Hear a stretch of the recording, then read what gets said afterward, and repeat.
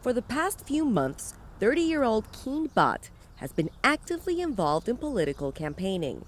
He says he will vote for Vermont Senator Bernie Sanders because he has been able to address the problems and grievances of voters across the political divide.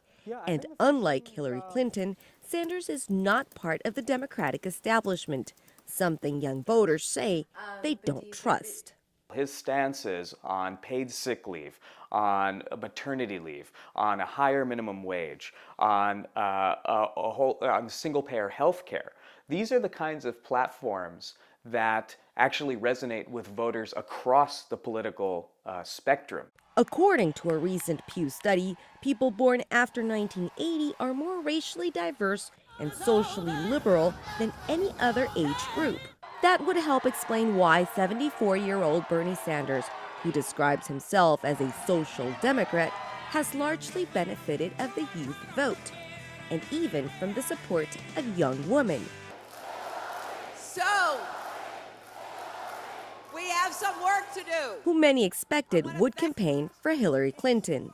But this is also a sector of the population that has many concerns that could be challenging for the next administration. The environment is number one.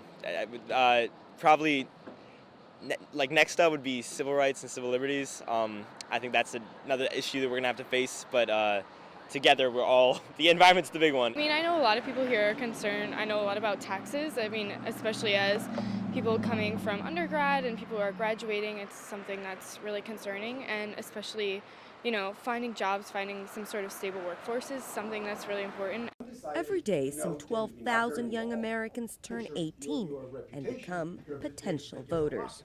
Organizations like Rock the Vote are helping in getting these young people registered and politically involved. For us, it's hugely important, not just at Rock the Vote, but for the future of our country, that young people are being engaged, because there are so many issues that impact them every single day that we want to help and make sure that their voices are being heard, and that policymakers and those who are running are listening to their challenges and creating solutions for them.